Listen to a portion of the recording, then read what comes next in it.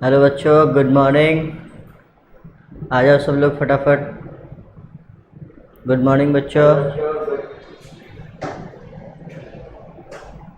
सब लोग आ जाओ फटाफट आ जाओ। स्टार्ट करें फिर आज हमारा नेक्स्ट टॉपिक।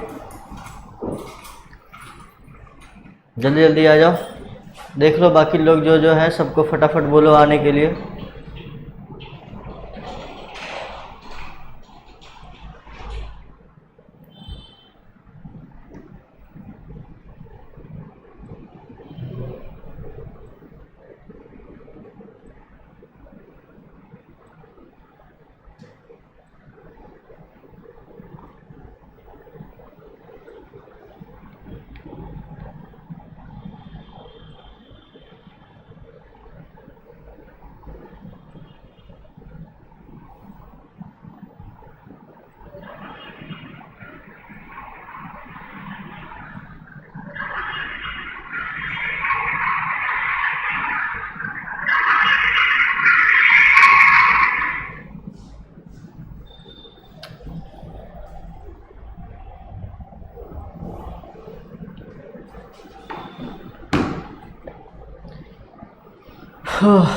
कहाँ तक हो गया था कल?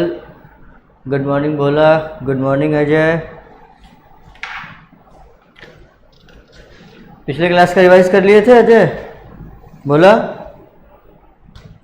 हो गया रिवीजन? तो और 2-2.5 लेक्चर में लगभग कंप्लीट कर देंगे चैप्टर को, है ना? तो आप लोग सब थोड़ा बना रहिएगा चैप्टर में। फटाफट कहानी के तौर पे कर रहे हैं चैप्टर को, और जैसे ही कहानी आपको समझ में आने लगेगा, कहानी के तौर पे किया जा रहा है, और पूरा चैप्टर एक बार में माइंड में सेट हो जाएगा। दोबारा आपको रिवीजन करने का भी ज़रूरत नहीं पड़ेगा, है ना?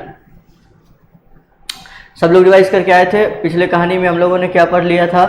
सबसे पहले पढ़े थे पॉपुलेशन क्या है, पॉपुलेशन क्या है, कितना है, पॉपुलेशन अचानक से इतना ज़्यादा ग्रोथ हुआ, उस ग्रोथ का रीज़न क्या था, अब उस ग्रोथ को कैसे स्ट्रेटजी बनाई गई थी कंट्रोल करने के लिए, उसके बारे में हमने पढ़ा। ठीक है, फैमिली प्लानिंग पढ़ी थी। ईयर कौन सा था? 1951। सबसे पहले वर्ल्ड में फैमिली प्लानिंग लाने वाले कौन थे? इंडियन गवर्नमेंट ही थी पूरे दुनिया में सबसे पहले फैमिली प्लानिंग लाने वाले।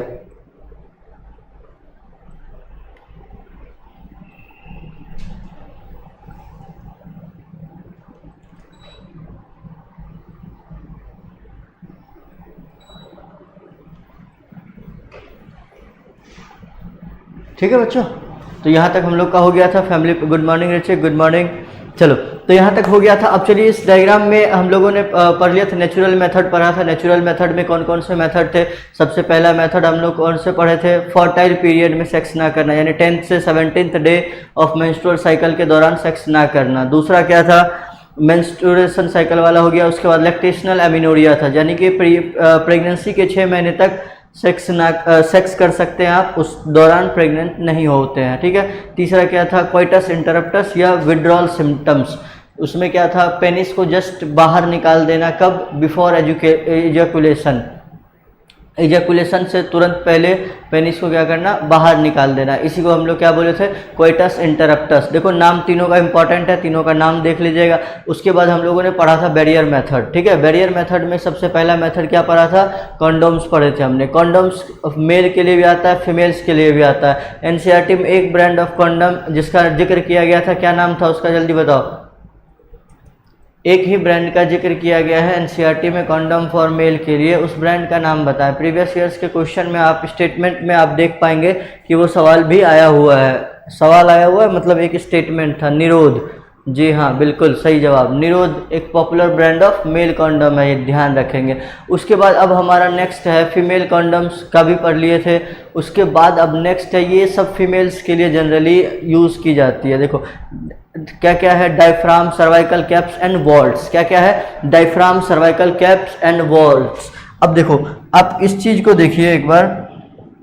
ये क्या है? Fame cap. क्या लिखा हुआ है? देखो fame cap, FEM, fame cap. ठीक। नेक्स्ट ये देखो, ये एक दवाई है जिसका नाम लिखा हुआ है गाइनोल 2। क्या लिखा हुआ है? गाइनोल 2। गाइनोल 2 क्या होता है? देखो इसको जनरली क्या इस्तेमाल कैसे किया जाता है समझो, या तो डायरेक्टली आप कंडोम के साथ इसको लगा लेंगे, कंडोम जैसे पहनते हैं उसके ऊपर इसको, इस जेल को यूज़ कर लेंगे, फिर क्या होगा, ठीक है, कंडोम के साथ में लगा सकते हैं, या फिर डायरेक्टली वजाइना में क्या आप इस जेल को लगा देते हैं, ताकि फिर ये एज काम क्या करता है, ये काम करता है स्पर्म को डाइजेस्ट यानी लाइसिस करने का काम करता है, स्पर्म को मारने का काम करता है, ठीक है।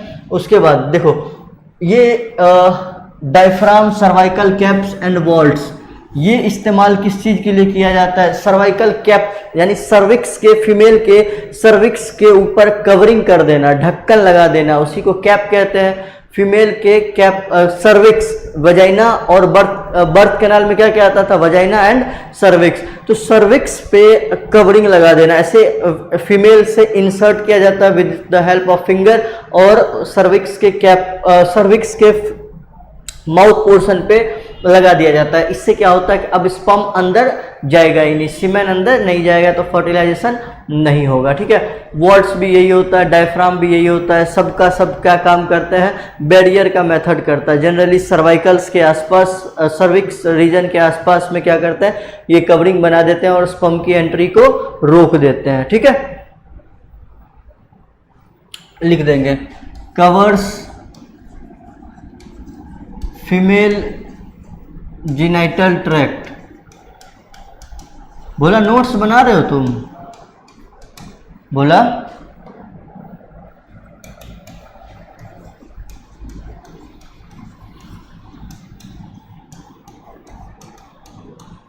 तुम लोग का नया लिस्ट भी आ गया है तुम्हारे जूनियर्स का, पता है कि नहीं। 4 जुलाई से इनकी रिपोर्टिंग भी डेट आ गई है, 4 जुलाई से पहुंचेंगे। फिर से हमारे यहाँ 20 बच्चे आ रहे हैं, ठीक है। राजगीर में 20 बच्चे आ रहे हैं, लगभग सबके सब रिपोर्ट कर रहे हैं।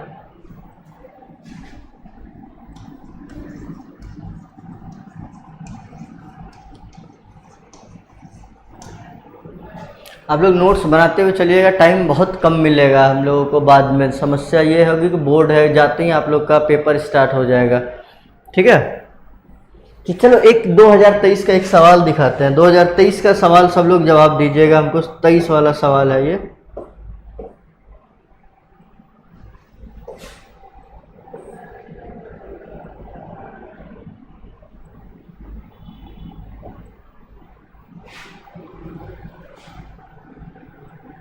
नहीं,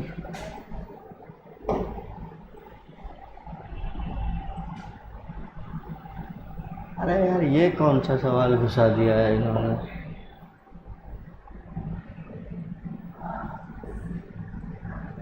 चलो 23 का हम देख लेंगे बाद में।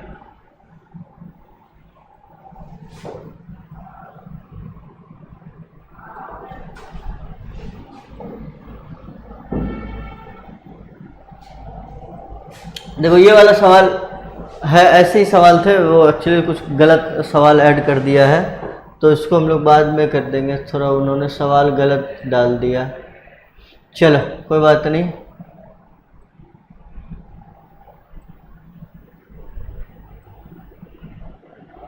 चलिए आइए हमारे इस रीजन पे, ठीक है।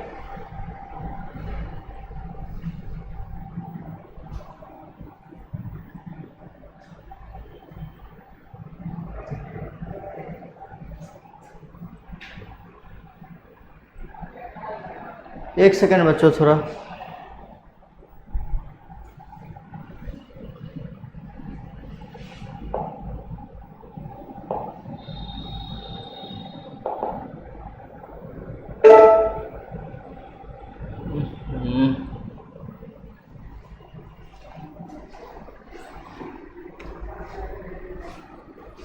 एक सेकंड बच्चों, थोड़ा सा।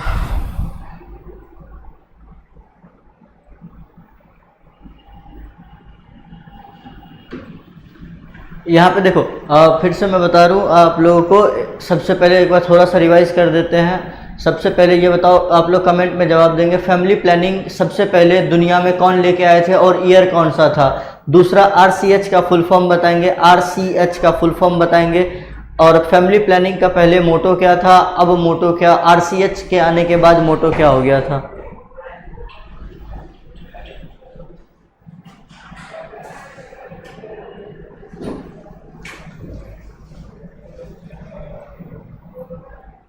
जल्दी कमेंट्स में बताएंगे सब।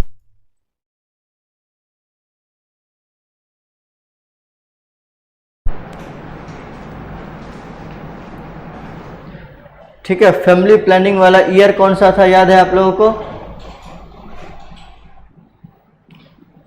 ठीक है, 1951 था, सही बात है। देखिए ये वाला जो मेथड था, इस वाले का क्या नाम था? इस वाले का नाम बताओ, इस वाले का नाम बताओ, क्या कहते थे इसको? Periodic abstinence. क्या कहते थे? Periodic abstinence. ठीक है, क्या कहते थे इसको? Periodic abstinence. और इस वाले को कोइटस इंटरप्टस, और इस वाले को क्या कहते थे? लैक्टेशनल अमीनोरिया। क्या कहते थे? लैक्टेशनल अमीनोरिया। इस तरह से हमने 3 मेथड पढ़े थे, तीनों मेथड समझ में आ गया था। उसके बाद बैरियर पढ़े थे, बैरियर के बाद अब हम लोग स्टडी करेंगे। अब नेक्स्ट हमारा टॉपिक था diaphragm, cervical caps and vaults. ठीक है, थोड़ा सा बच्चों सॉरी ग्लिच आने के लिए थोड़ा सा दिक्कत हो गया था। ठीक है, चलो अब हम लोग का नेक्स्ट हेडिंग डालिए आप लोग, इंट्रा यूटेराइन डिवाइसेस। क्या हेडिंग डालेंगे? Intra uterine devices. हेडिंग डालिए इंट्रा यूटेराइन डिवाइसेस। ऐसी डिवाइस, देखो नाम ही बता रहा है कि एक ऐसी डिवाइस जिसका इंसर्शन कहाँ होता है? यूटेरस में। इंट्रा का मतलब क्या होता है? अंदर। इंट्रा का मतलब क्या होता है? अंदर। इंट्रा का मतलब क्या हो गया? विद इन कह लो या इनसाइड कह लो। यूटेराइन का मतलब यूटेरस के आसपास में या अंदर। डिवाइस, ऐसी डिवाइस जिसका इंसर्ट, जिसको कहाँ किया जाता है? With in the uterus, uterus के अंदर इंसर्ट किया जाता है। ऐसे डिवाइस को हम लोग क्या कहते हैं? Intra uterine device. ठीक है, ऐसे डिवाइस को हम लोग क्या कहते हैं? Intra uterine device.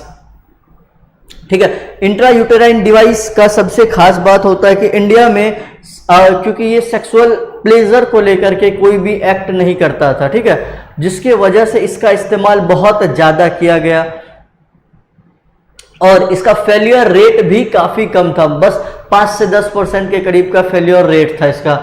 ठीक है, हेडिंग लिख लिए intra uterine device. Device inserted inside the uterus.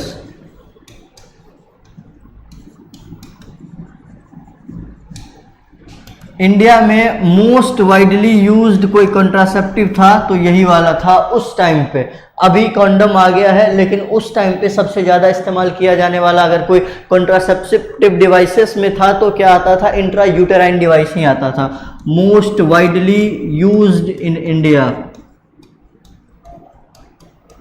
India में बहुत ज़्यादा इसका इस्तेमाल किया जाने लगा था। इसके क्यों? क्योंकि इसका फेल्योर रेट बहुत कम था। फेल्योर रेट बहुत कम कह लो या सबसे कम था, 5 से 10% सबसे कम था इसका फेल्योर रेट।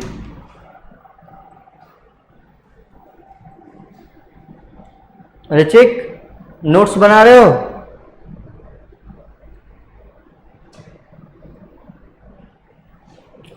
नोट्स बना रहे हो? ये devices, this devices are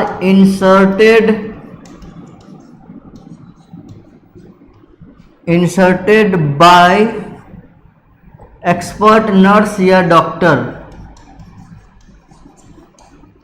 expert nurse या डॉक्टर के द्वारा ही इंसर्ट किया जाता है। इंसर्ट करने का तरीका क्या था? एक ही मेथड था, थ्रू वजाइना।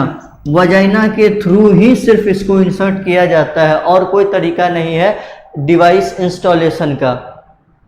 नोट्स बनाते रहो, है ना। नोट्स बहुत कम देंगे, ये चैप्टर बहुत आसान सा चैप्टर आप देखेंगे PYQ में, बड़ी आसानी से चैप्टर हो जाएगा। 3 लेक्चर में कंप्लीट कर लेंगे हम लोग चैप्टर को, और क्वेश्चंस भी 100% बता देंगे कि यही क्वेश्चन आएगा, इसी में से आएगा और वही होगा भी। ठीक है, चलो लिख लीजिए, इसको रब करो।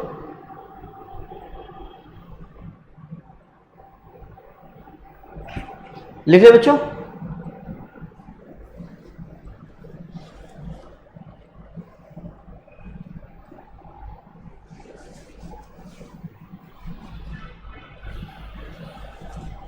चलो आइए नेक्स्ट।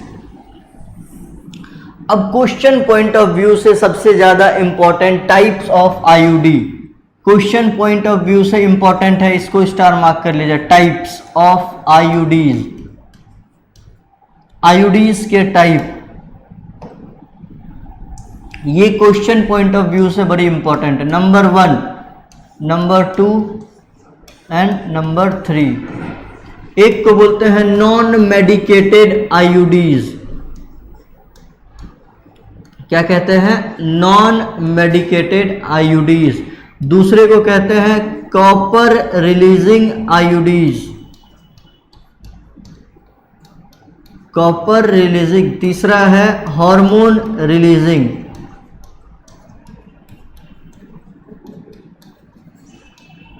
देखो, नॉन मेडिकेटेड, कॉपर रिलीजिंग और एक कौन सा होता है? Hormone releasing IUDs. ये 3 टाइप के आईयूडीज है। इस साल में सवाल, इस साल में जो आया था इससे सवाल आया था, तो अगले साल में पूरा चांस बनता है इससे सवाल आएगा। प्रिपेयर रहेंगे आप लोग, इससे चांस बनता है। 100% श्योरिटी नहीं है, क्योंकि इस पोर्शन को टच कर दिया है तो ना भी करे, लेकिन ये 50% चांस है कि इससे क्वेश्चन आएगा, इस वाले पोर्शन से, ठीक है। क्योंकि लेकिन इसमें 50% या 100% मैं नहीं कह रहा हूं, क्योंकि इसमें देखो इससे इस साल टच कर दिया है तो मोस्ट प्रोबेबली कर भी सकता है, लेकिन इनके पास सवाल बनाने को बनता नहीं है, तो कर भी सकता है, नहीं भी कर सकता है। इसलिए 50% इस पे है कि आएगा या इस पे नहीं आएगा। टाइप लिख लिए। अब हम लोग एक एक करके इसके बारे में पढ़ते हैं। आइए देखते हैं। नेक्स्ट नाम देख ले, नॉन मेडिकेटेड, या एग्जाम्पल आपको याद रखना, अभी अच्छे से हम याद भी करा देंगे, सबका याद रखना। Copper releasing, non medicated, hormone releasing, तीनों को याद होना चाहिए हमको, एग्जाम्पल्स इसके। चलिए आइए,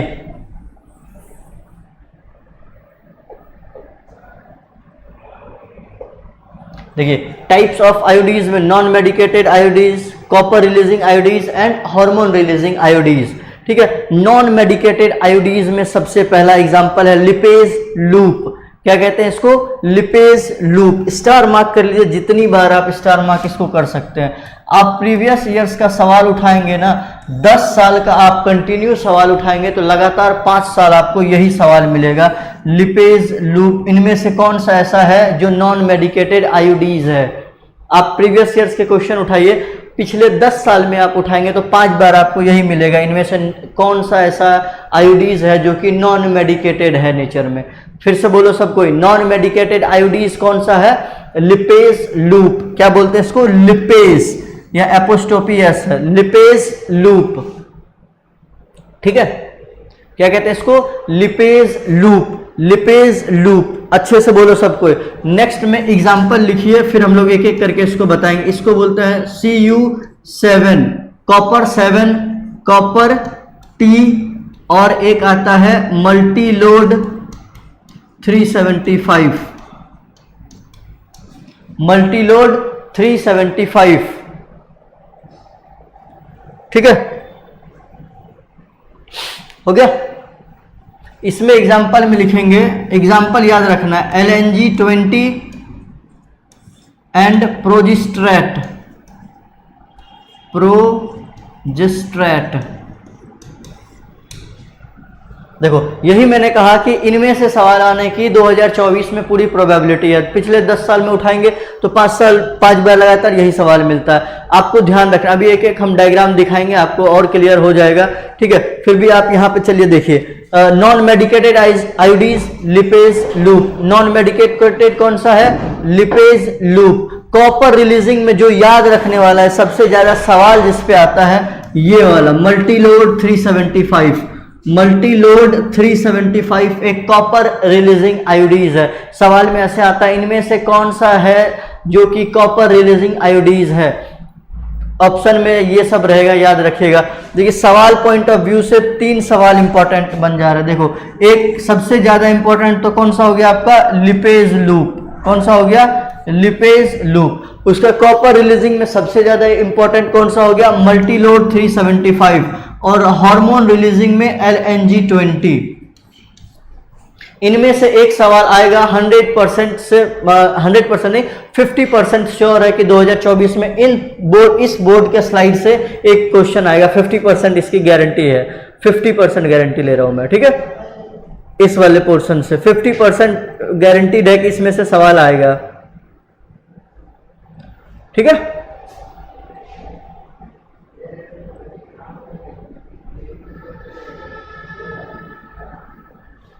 लिख लिए, रब करे बच्चों, थम्स अप करो।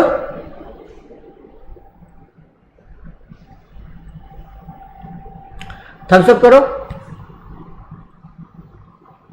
चलो अब मैं इसको रब कर रहा हूं। अब आप मुझे एक एग्जांपल लिख के बताइए।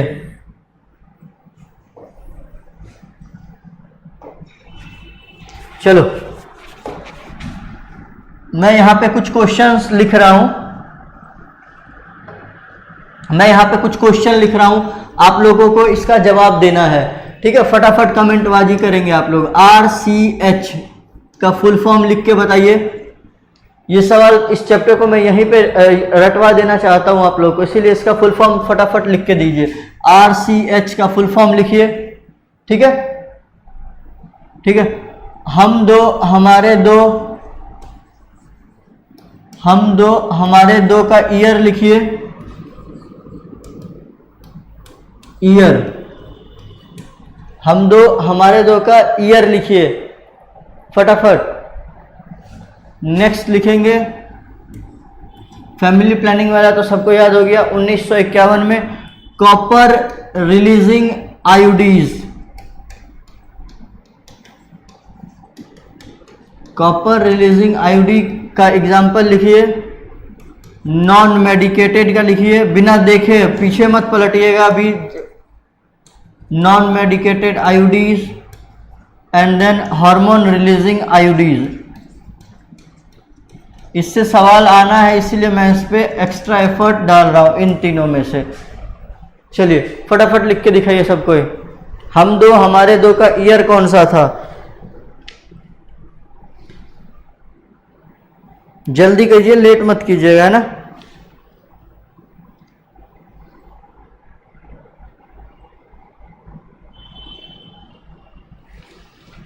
सब क्वेश्चन लिखो। RCH का फुल फॉर्म क्या था? RCH का फुल फॉर्म क्या था?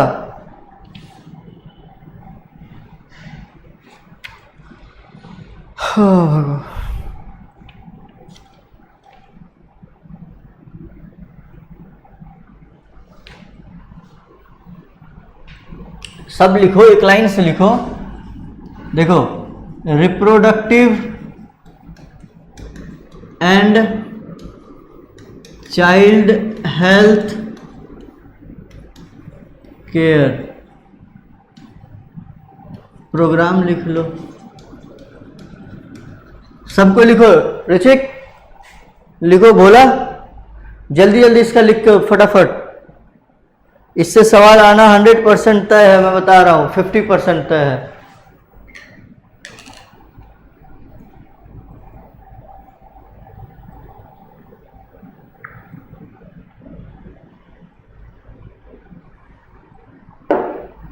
संदीप कहाँ भाग गया है? बात करना आ जाए एक बार। ये रोज रोज कहाँ भाग रहे हैं ये लोग? अभी तो मैं कुछ स्टूडेंट से आकर के मिलता हूँ, वहाँ पे जाकर के सेंटर पे, फिर बात करते हैं।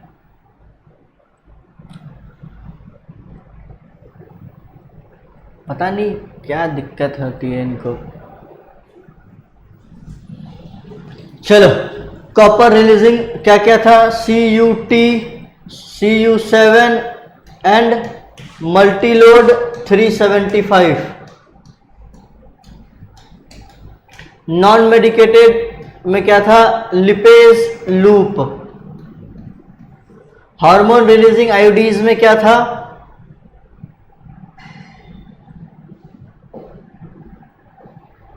हार्मोन रिलीजिंग में क्या था?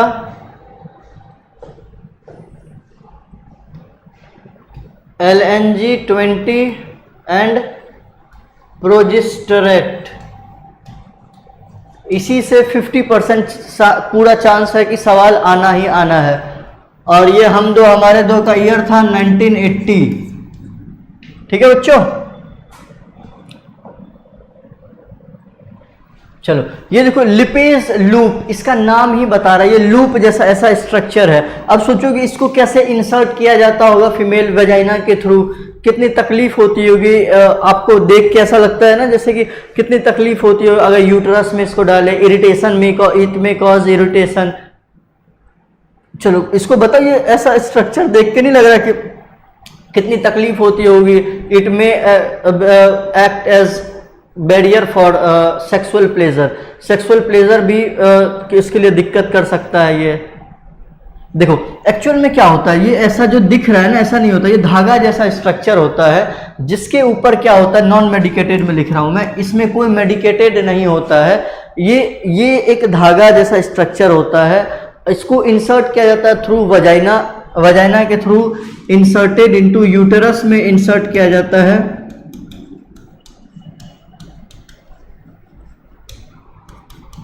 ये काम क्या करता है, फैगोसाइटोसिस ऑफ स्पर्म, स्पर्म को क्या करता है, खा जाता है। Act as phagocytosis of sperm.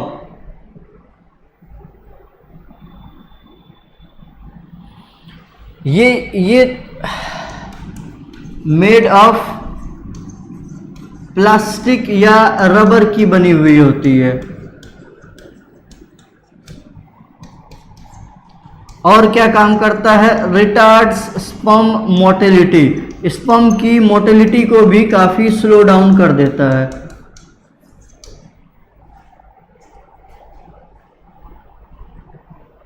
हाँ 1980 लिखे थे आज हम।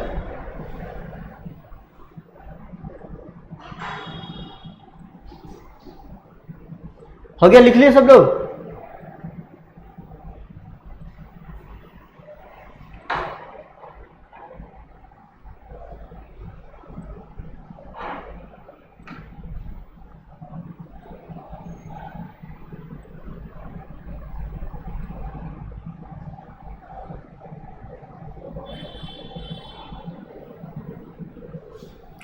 लिख लिए बच्चों, थम्स अप करो।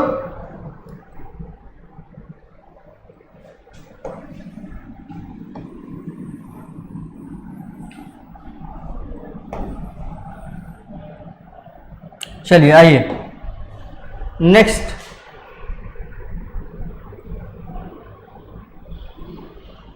नेक्स्ट हेडिंग डालिएगा दूसरा नंबर का आयोडीज, दूसरा नंबर का लिखिएगा कॉपर रिलीजिंग आयोडीज। क्या हेडिंग डालेंगे, कॉपर रिलीजिंग आयोडीज। हेडिंग डालिए कॉपर रिलीजिंग आयोडीज। एक ऐसा इंट्रा यूटेराइन डिवाइस, एक ऐसी इंट्रा यूटेराइन डिवाइस जो कि क्या रिलीज करती है अपने अंदर से, कॉपर। इस चीज को समझिए कि कॉपर रिलीज करने से ऐसा क्या हो जा रहा है। देखो स्पर्म का अगर कोई भी ऐसा आयंस जो सबसे बड़ा दुश्मन है स्पर्म का, तो वो कौन सा आयन है, कॉपर आयंस। इस चीज को ध्यान में हमेशा रखिएगा। इसलिए आपने सुना भी होगा कॉपर आयंस का, अगर जनरली आप देखो जब ड्यूरिंग अनप्रोटेक्टेड सेक्स के दौरान भी फीमेल को ये सजेस्ट किया जाता है कि अगर आप प्रेग्नेंट ना होना चाहती है तो तुरंत आप यूरिनेट करें या फिर पाइनएप्पल का जूस पिए, और कॉपर्स ऐसे कुछ भी आप चीज़ को खाएं या फ्रूट्स को खाएं जिसमें कॉपर्स हो। क्यों ऐसा होता है, क्योंकि कॉपर स्पर्म का सबसे बड़ा दुश्मन है। कॉपर दुश्मन है, कैल्शियम नहीं, इस बात का ध्यान रखना। कैल्शियम स्पर्म का दोस्त है। स्पर्म की मोटिलिटी को बढ़ाने में कैल्शियम मदद करता था, याद है ना, कैपेसिएशन वाले प्रोसेस में, ठीक है। तो कैल्शियम स्पर्म का दोस्त है, कॉपर स्पर्म का सबसे बड़ा दुश्मन है। देखो कॉपर रिलीजिंग आयोडीज में क्या होता है, ये टी शेप की होती है, प्लास्टिक या रबर की बनी हुई होती है। इसके ऊपर कॉपर की वायरिंग टाइप से करी जाती है। ऐसा नहीं कि वो जो वायर घर में होता है वैसा वायरिंग नहीं होता है। ये एक पतली सी कॉपर की आयन की वायरिंग करी जाती है इस पे। देखो जैसे आप ये देखिए, ये एक प्लास्टिक है ये व्हाइट कलर का, इस स्ट्रक्चर को देखिए, ये अंदर में क्या था, प्लास्टिक था। इसमें क्या किया जाता है, कॉपर की बाइंडिंग करी जाती है, इस तरह से पूरी तरह से कॉपर की बाइंडिंग करी जाती है। और इसको ये जो होता है स्ट्रेट होता है, पहले ये स्ट्रेट होता है, फीमेल वजाइना के थ्रू यूटेरस में इंसर्ट किया और उसके बाद ये इसको थोड़ा सा यहाँ पे खींचने वाला खींच देते हैं, जिसके वजह से शेप इसका ऐसा हो जाता है ताकि ये यूटेरस में जाके इस शेप के जा करके वो अटैच हो जाए, अब ये बाहर ना आए।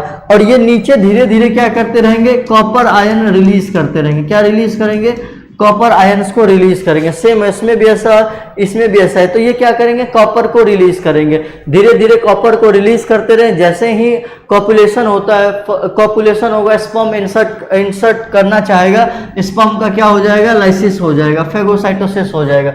Copper releasing IUDs, copper ion suppresses motility and fertilising capacity of sperm. Example सबसे ज्यादा इंपॉर्टेंट है जो आपको याद रखना है, ठीक है।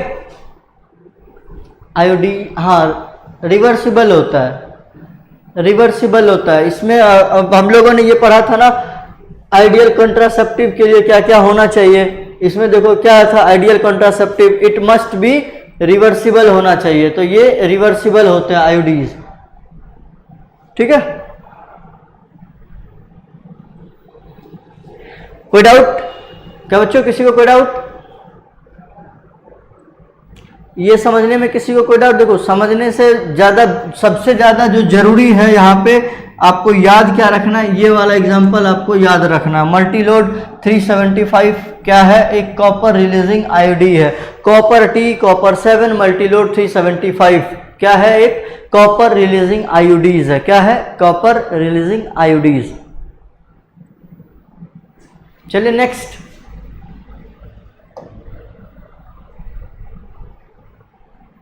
कॉपर रिलीजिंग के बाद नेक्स्ट लिखिएगा आप लोग हार्मोन रिलीजिंग आयोडीज।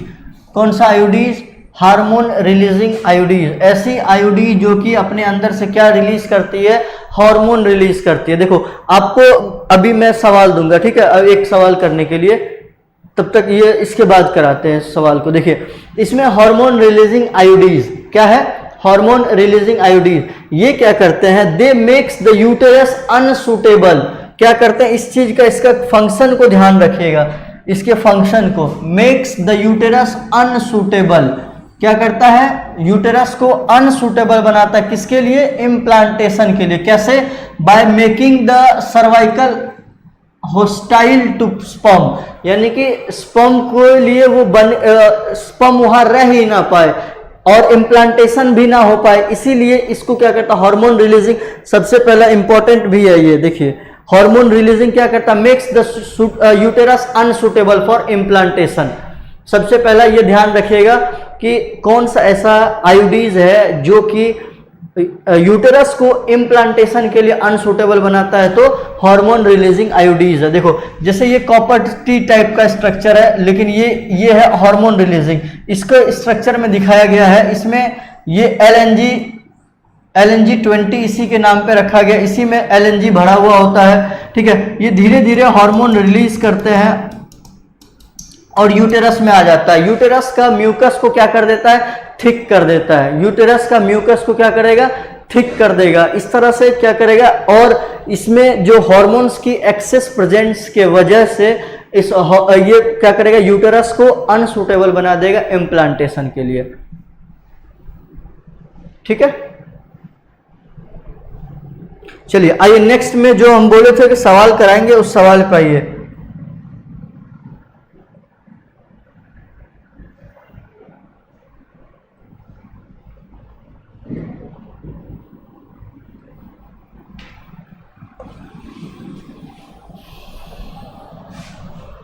चलिए एक सवाल लिखिए।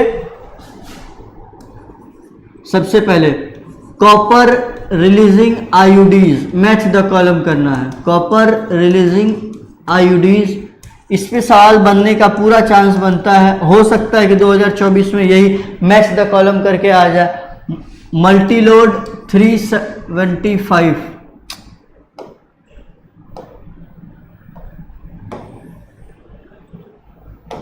इस फॉर्म में सवाल आ जाए, ठीक है। LNG20 एंड लिपेज लूप, ये है 1, 2 एंड 3। इधर है match the column ABC, makes uterus unsuitable, B में लिखेंगे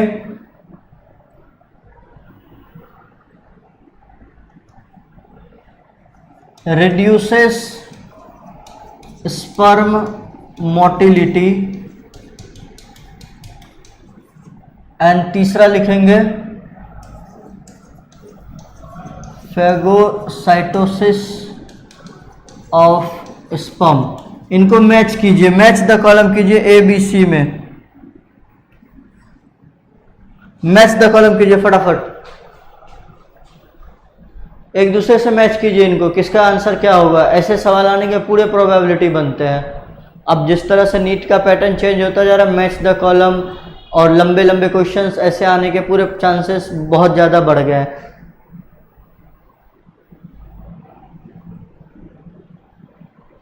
सब कोई करे, जितने लोग लाइव हैं सब कोई जवाब दे।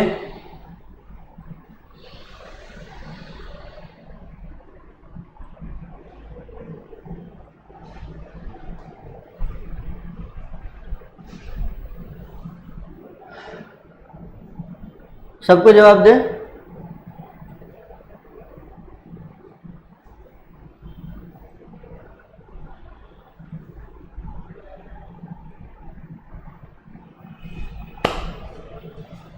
सही जवाब। देखो मैं फिर से कह रहा हूँ 50% मैं गारंटी लेता हूँ कि इसमें से तो एक सवाल आएगा। मैं फिर से कह रहा हूँ, लाइव ऑन कैमरा कह रहा हूँ, 50% पूरे चांस है 2024 में इस पे से तो एक सवाल आएगा। ठीक है, अब चाहे मैच, और मैं इस बात की भी बहुत ज़्यादा चांस बता रहा हूँ कि इस टाइप में ही आएगा, मैच द कॉलम करके ही आएगा। ठीक है, चलिए सबका जवाब सही जवाब है। ठीक है, लिपेज लूप क्या था, लिपेज लूप क्या था, नॉन मेडिकेटेड थी। नॉन मेडिकेटेड क्या करेगी, फेगोसाइटोसिस ऑफ स्पर्म करेगी। मल्टीलोड 375 क्या है, कॉपर आयन प्रेजेंट है, जो कि क्या करेगा, रिड्यूस करेगा स्पर्म मोर्टेलिटी को। और ये क्या है, हार्मोन रिलीजिंग आयोडीज है, हार्मोन रिलीजिंग आयोडीज है। तो ये क्या करते हैं, makes uterus unsuitable for implantation.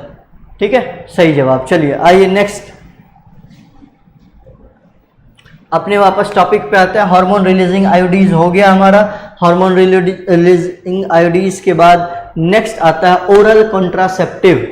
देखो ओरल कॉन्ट्रासेप्टिव आज के टाइम पे कॉन्डम्स के बाद अगर दूसरा सबसे ज़्यादा इस्तेमाल किया जाने वाला कुछ कॉन्ट्रासेप्टिव डिवाइस है तो वो है ओरल कॉन्ट्रासेप्टिव।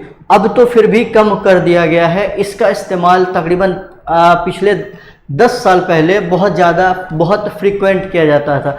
आपने हर किसी ने लगभग सुना होगा इस दवाई का नाम, माला डी या माला एल, माला डी या माला एल। ये दवाई का तकरीबन कीमत 28 दिन के मेडिसिन का कीमत 5 रुपये के करीब होता है। 5 रुपये के करीब था ज़्यादातर। ठीक है, वो थोड़ा बहुत डेविएशन, 5 रुपये के करीब। LNG सॉरी, इसका देखो कंपोजिशन में ध्यान रखना। ये देखो कंपोजिशन क्या है, levonorgestrel and ethinyl estradiol tablet with ferrous fumarate tablet. देखो ये कंपोजिशन का हर एक दवाई किस चीज़ के लिए काम करता है, रिलेटेड टू प्रेगनेंसी। आप इस चीज़ को पढ़िएगा, कभी भी कोई भी दवाई देखेगा, जनरली फीमेल्स में कोई भी कुछ मेंस्ट्रुअल साइकिल को लेकर के प्रॉब्लम होता है तो इस कंपोजिशन का, भले अब माला डी माला एल ऐसे तो नहीं देते हैं डॉक्टर्स, लेकिन वो दिखेगा, आप कंपोजिशन पढ़ेगा, इस कंपोजिशन का 100% दवाई कोई ना कोई एक मेडिसिन जरूर फीमेल्स के जिसको भी मेंस्ट्रुअल साइकिल से रिलेटेड प्रॉब्लम होता है उसको एक इससे रिलेटेड तो दिया जाता है। देखो माला डी या माला एल, या फिर फीचर्स लिख लेते हैं हम लोग, इसके पहले फीचर्स लिख लेते हैं। फीचर्स किसका लिखेंगे, ओरल कॉन्ट्रासेप्टिव का।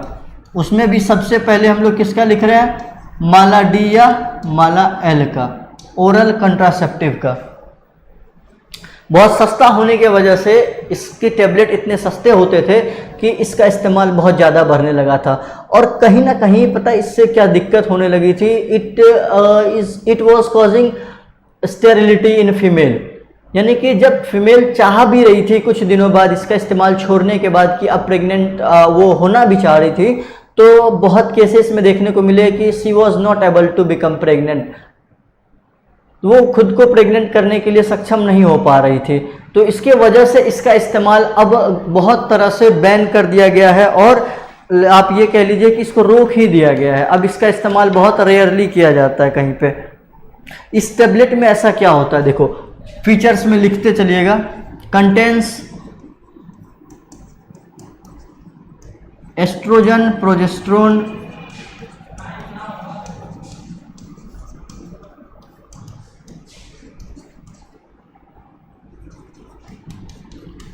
एस्ट्रोजन और प्रोजेस्टेरोन का मिक्सचर होता था। इसमें क्या होता था, एस्ट्रोजन और प्रोजेस्टेरोन का मिक्सचर होता था। इसको लिया जाता था, लगातार 21 दिन तक लेना होता था। कितने दिनों तक? 21 दिनों तक लेना होता। टेकन कंटिन्यूअसली, कोई भी गैप नहीं होना चाहिए, कंटिन्यूअसली अप टू 21 डेज, 21 दिन तक लेना होता था विदाउट एनी गैप। और इस टेबलेट को खाने का भी एक वो भी था कि अगर आप इस टेबलेट का कंज्यूम कर रहे हैं तो पर डे का टाइमिंग फिक्स होना चाहिए था। मतलब अगर आप एक दिन शाम में 6 बजे खा रहे हैं तो अगले दिन भी आपको शाम में 6 बजे ही ये टेबलेट को कंज्यूम करना होता है, तब ज़्यादा इसकी इफेक्टिवनेस होती थी। इसकी इफेक्टिवनेस को बढ़ाए रखने के लिए इसकी टाइमिंग बहुत मैटर करती थी। अगर रात में आप पर डे खाने के बाद ले रहे हैं तो आप इसका इफेक्टिवनेस और ज़्यादा देखने के लिए इसको क्या कीजिए, पर डे सिर्फ और सिर्फ रात में खाने के बाद ही लेना चाहिए। और ये टेबलेट किसके लिए होता है? फीमेल के लिए होता है, मेल के लिए नहीं होता है। Taken continuously up to 21 days without any gap and at a same time per day. हर दिन एक ही टाइम पे लेना होता था, हर दिन का टाइमिंग फिक्स होता था। जैसे अगर आप 8 बजे आज ले रहे हैं तो कल भी 8 बजे लीजिए, परसों भी 8 बजे लीजिए, इस तरह से टाइमिंग फिक्स होता था लेने का। और इसको छोड़ देना होता था कब? Do not taken from 1 to 7th 1 to 7th day of cycle. यानी 5 दिन का तकरीबन ब्लीडिंग पीरियड होता है, 5 दिन का ब्लीडिंग पीरियड होता है और 2 दिन एक्स्ट्रा, इन 7 दिन को छोड़ दिया जाए और कंटिन्यूअसली 21 दिन तक लेना होता है इस टेबलेट को। इसका क्या नाम है? माला डी या माला एल। हो गया? रब करें।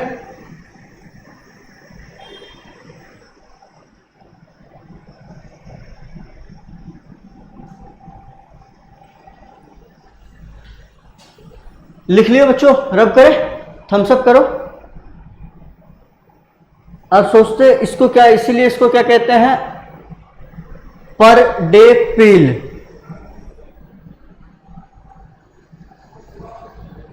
चलिए इसको मिटाते हैं। इसीलिए इसको क्या कहते हैं? Daily oral peel. Peel for female लिख देते हैं, वरना आप लोग फिर बाद में मेल का भी ना समझने लग जाओ। फीमेल के लिए ये पील होता है, पर डे लिया जाता है, ठीक है। इसीलिए इसका नाम क्या दिया जाता है? Daily oral pill. ये क्या करता है? Thickening of mucus. कौन सा म्यूकस? सर्विक्स के म्यूकस को थिकनिंग कर देता है। And inhibits ovulation. ओव्यूलेशन यानी 14वां वाला जो दिन था, कभी भी एलएच सर्ज नहीं होने देता है, प्रोजेस्टेरोन का लेवल नहीं अचानक डाउन होगा, जिसके वजह से इसको आप स्टार मार्क कर लीजिए, इस वाले वर्ड को, thickening of cervical mucus and inhibits ovulation. यानी कि पूछेगा इनमें से ये किसका फीचर है? इनहिबिट्स ओव्यूलेशन, खास करके ये वाला इनहिबिट्स ओव्यूलेशन किसका कैरेक्टर होता है? ओरल कॉन्ट्रासेप्टिव का कैरेक्टर होता है इनहिबिट्स ओव्यूलेशन। इस चीज को ध्यान रखिएगा। ओव्यूलेशन को रोकने की क्षमता सिर्फ और सिर्फ किसमें है? ओरल कॉन्ट्रासेप्टिव पिल में। Hormone releasing, copper releasing, non medicated, ये इनहिबिट्स नहीं करते हैं ओव्यूलेशन को, यानी ओव्यूलेशन यानी 14वां दिन जो ओव्यूलेशन होता था उसको कोई नहीं रोकता था। रोकता कौन था उसको? सिर्फ और सिर्फ ये रोकते हैं, ओरल कॉन्ट्रासेप्टिव। इसलिए इसको आप ध्यान रखिएगा। मैच द कॉलम में उन तीनों के साथ अगर एक और ऐड कर दिया जाएगा तो क्या हो जाएगा, यही ऐड। जैसे मान लो सपोज इसमें चौथे में मैं ऐसे लिख दूं ओरल पील, ओरल पील, डी ऐसे लगा दूं इनहिबिट्स ओव्यूलेशन। इसका आंसर क्या हो जाएगा? दिस। समझे? कोई डाउट? एक बार देख लो फिर से।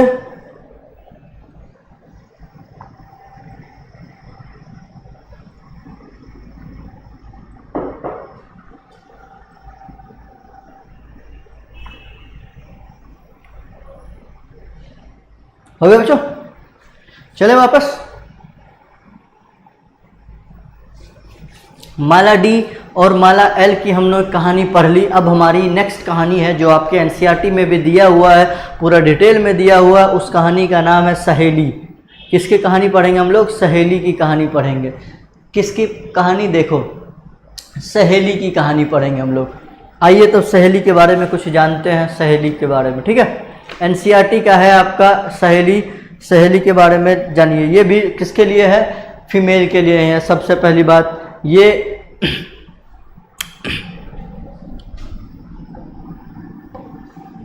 किसके लिए है? For female. इसको बोला जाता है वंस इन अ वीक पील। क्या कहते हैं? वंस इन अ वीक पील। हफ्ते में एक बार लिया जाता है, इसीलिए इसको क्या कहते हैं? वंस इन अ वीक पील। हफ्ते में एक बार लिया जाता है, एक टैबलेट, एक हफ्ते में एक टैबलेट, फिर अगले हफ्ते में एक टैबलेट, इसीलिए इसको क्या बोलते हैं? Once in a week peel.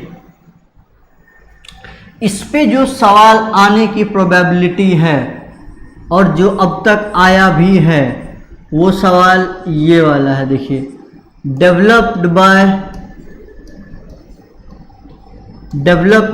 CDRI Lucknow, central drug research institute, central drug research institute Lucknow.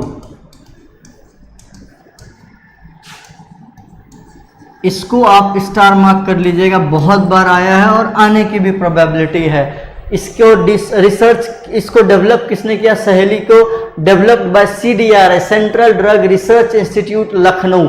Central drug research institute of Lucknow ने इसको डिस्कवरी करी थी। ठीक है,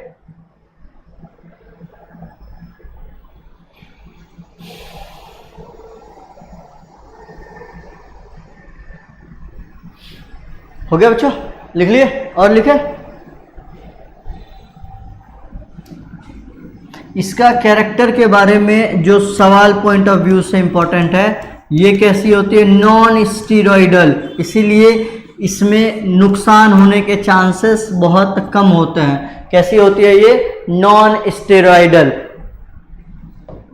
ये ओरल कॉन्ट्रासेप्टिव पिल है, तो आप क्या लिखेंगे? It prevents ovulation, prevents ovulation. Mala D या माला एल को रिप्लेस किया है बहुत हद तक इस सहेली ने। Prevents ovulation and makes uterine mucus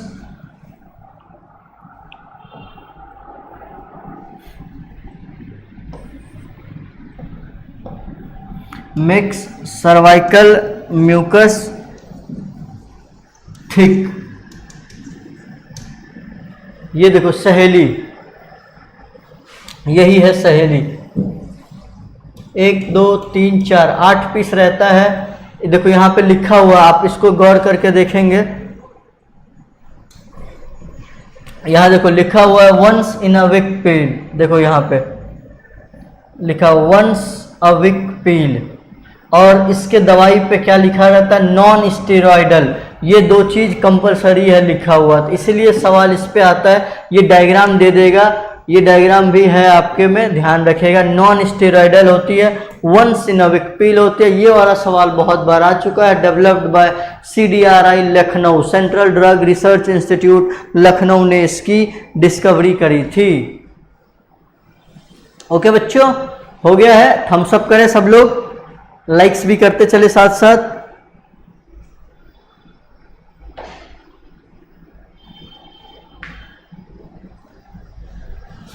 हो गया।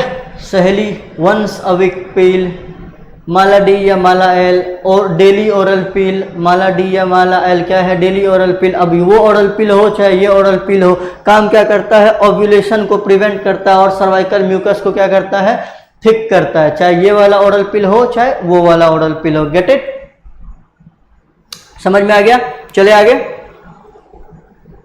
चले आगे। नेक्स्ट पिल है हमारा इमरजेंसी पिल।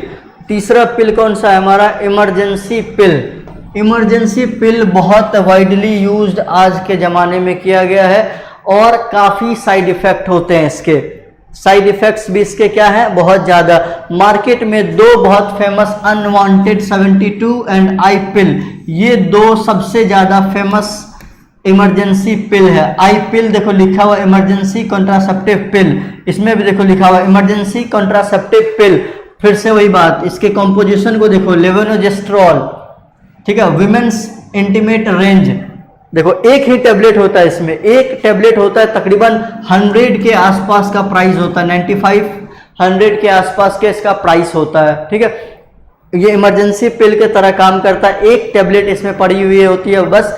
ठीक है, इसका इस्तेमाल इमरजेंसी कंडीशन में किया जाता है। कब? जैसे कि किसी ने अनप्रोटेक्टेड सेक्स किया, एक पार्टनर है जिन्होंने अनप्रोटेक्टेड सेक्स किया और she is expecting her day of ovulation with in 1 to 2 days, और आने वाले 1-2 दिन में वो क्या एक्सपेक्ट कर रही है? अपने डे ऑफ ओव्यूलेशन, यानी अपने पीरियड्स का 14वां दिन वो एक्सपेक्ट कर रही है।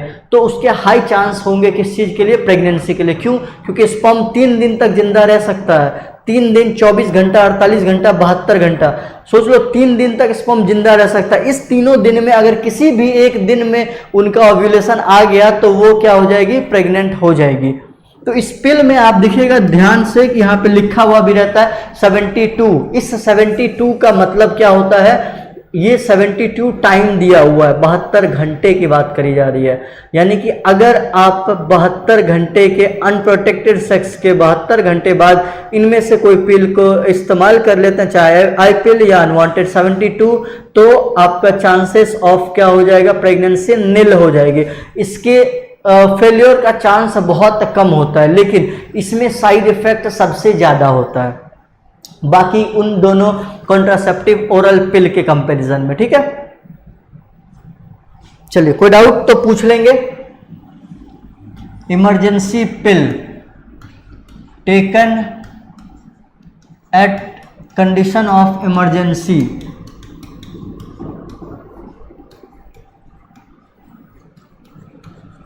ये भी फीमेल के लिए ही पिल होता है, ध्यान रखिएगा। मेल के लिए अभी तक कोई भी दवाई की बात नहीं करी गई है। फॉर फीमेल ये भी क्या करेंगे? ओरल पिल है तो क्या करेगा? Prevents ovulation. कितने देर के अंदर? Taken with in 72 hour of unprotected sex.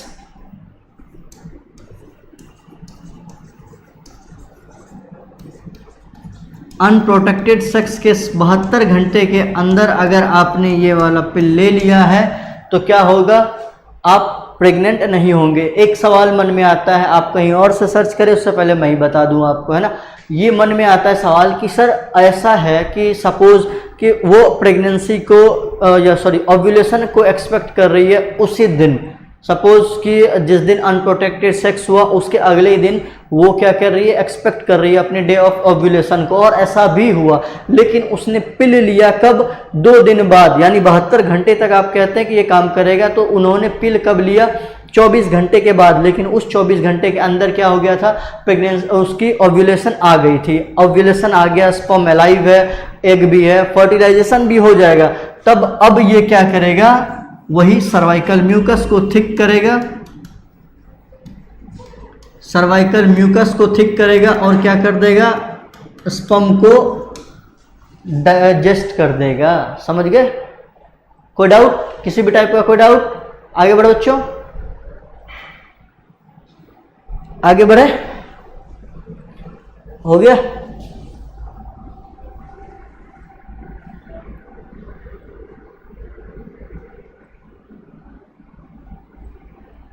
Thums up करो बच्चों, हो गया है तो।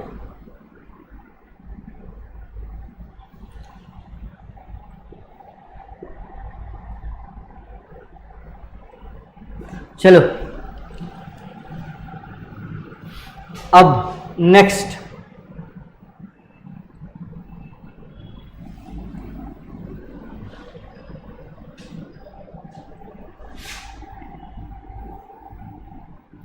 अब इसी को मैं थोड़ा सा और बढ़ा दे रहा हूं, इसमें लिख दे रहा हूं आई पिल, दूसरा लिख दिया मैंने आई पिल के बाद माला डी, छठा लिख दिया सहेली। यहां पे मैं लिख रहा हूं डी में once a week emergency and F में डेली पिल। चलो इसको मैच करो सब लोग, इनको 4 से लेके 4, 5, 6 डी ई एफ को मैच करो।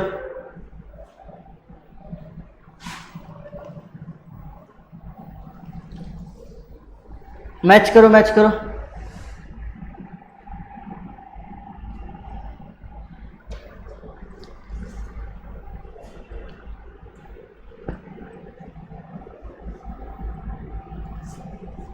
जल्दी करो।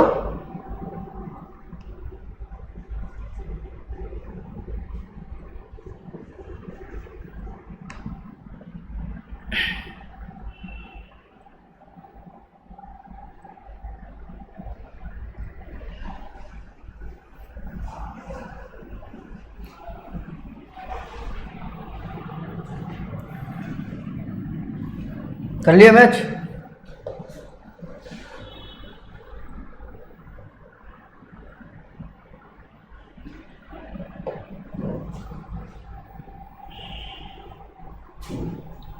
ठीक है अजय, बहुत बहुत अच्छा है। कम से कम तुम्हारा इस बात का चिंता मत करो कि बोर्ड तो तुम्हारा बहुत बढ़िया जाएगा, और नीट में जो ये चैप्टर तुम लोग कंसिस्टेंटली बन के कर रहे हो ना, इसका फ़ायदा दिखेगा तुमको। जो नहीं कर रहे हैं उसको भी पता चलेगा ही।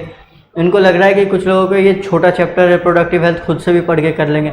अब खुद से पढ़ के कर तो लोगे, कोई इशू नहीं है, और ये इतना चैप्टर टफ नहीं है कि खुद से नहीं पढ़ा जा सकता। लेकिन ये जो टॉपिक कहाँ से कैसे सवाल आ सकते हैं और कौन से पॉइंट पे सवाल आते हैं, तो ये थोड़ा सा आपको क्लास करने के बाद ही पता चलेगा। ठीक है, चलिए देखिए हम लोग गॉसिप पोल कर रहे हैं। गॉसिप पोल, अब तक कोई भी पिल हमने मेल के बारे में बात नहीं की थी। The only mail pill, only mail के लिए बनी एक इकलौती पिल यही थी कह रहा हूं मैं। डेवलप्ड बाय चाइना, चाइना के द्वारा डेवलप की गई थी। ईयर था तकरीबन 2000 ईस्वी के अराउंड इसको डेवलपमेंट करी गई थी। चाइना ने इसको लगा कि बहुत बड़ा तोप मार दिया है, तो उनको बिना एक्सपेरिमेंट किए ही बहुत तेज़ी से इन्होंने क्या किया, इसका डिस्ट्रीब्यूशन करना स्टार्ट कर दिया। ये करता क्या था? Prevents spermatogenesis. क्या करता था? प्रिवेंट्स स्पर्मेटोजेनेसिस, यानी स्पर्म के फॉर्मेशन को ही रोक दे रहा था। ठीक, स्पर्म के फॉर्मेशन को ही रोक दे रहा था, यानी अब स्पर्म इसमें बनते ही नहीं थे मेल में। तो जिसके वजह से क्या हुआ था, तकरीबन 1% ऑफ मेल जिन्होंने who have consumed gossypol becomes sterilised.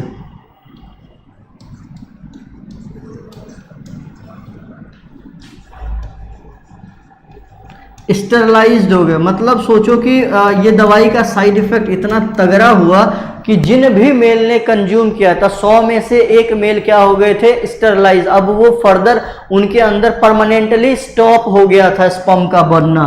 Main reason क्या था? Undergoes azoospermia. एक तो जो दवाई ले रहा था उसके बाद क्या हो रहा था, स्पर्म तो बन ही नहीं रहे थे। जब दवाई लेना छोड़ दिया उसके बाद क्या हो गया था, sperm semen with low sperm count. इसी वजह से इस दवाई को कंप्लीटली बैन लगा दिया गया है। इस दवाई का इस्तेमाल अब कहीं पे भी वर्ल्ड में नहीं किया जाता है, ठीक है। इस दवाई का इस्तेमाल नहीं किया जाता है, गॉट इट। यानी कि अब आप ये कह सकते हैं कि आप मेल क्या है तो सिक्योर है कि कोई टेबलेट आपके लिए अभी तक नहीं बनी है इन चीज़ों के लिए, ठीक है। आप अभी सिक्योर हैं, सिर्फ फीमेल्स के लिए तब टेबलेट्स वगैरह आई है, ठीक है। तो यहाँ तक हम लोग का ओरल वाला तो खत्म हो गया। अब हम लोग पढ़ेंगे टर्मिनल मेथड, एक ऐसा मेथड जो कि रिवर्सिबल नहीं होता है, जिसकी रिवर्सिबिलिटी की रेट बहुत कम होती है। जैसे हमने रिप्रोडक्शन में ही उसको पढ़ लिया, तो इसलिए यहाँ पे सिर्फ नाम लेंगे।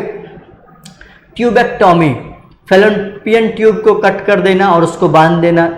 रेट ऑफ रिवर्सिबिलिटी काफ़ी लो होती है। उसके बाद नेक्स्ट क्या था हमारा, वेसेक्टोमी, मेल में वेस डिफरेंस को कट करके उसको टाई कर दिया जा रहा था। हिस्टेरेक्टोमी यानी वोम्ब को ही निकाल करके बाहर हटा दिया जा रहा था, इसी को क्या कहते थे, हिस्टेरेक्टोमी। क्लियर, कोई डाउट बच्चों? गॉसिपोल आपके सिलेबस में नहीं है, ये बस आपके फैक्ट एंड नॉलेज के लिए ये बताया गया था। चले आगे।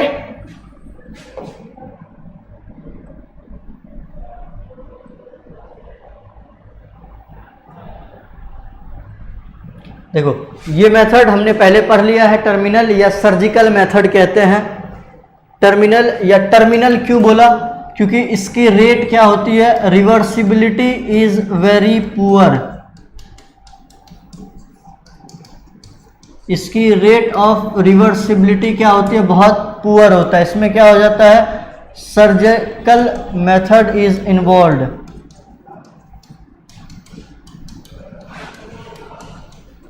सर्जिकल मेथड इन्वॉल्व होता है उसमें, ठीक है। देखो वेसेक्टोमी में क्या होता है, वेस डिफरेंस कट एंड टाइड। इसमें क्या होता है, fallopian tube cut and tied, ठीक है बच्चों। आइए इसको एक मिनट आप लोग देखिए वेसेक्टोमी को, फिर हम लोग नेक्स्ट पे चलते हैं। बस छोटा सा बच्चा है, पी लो।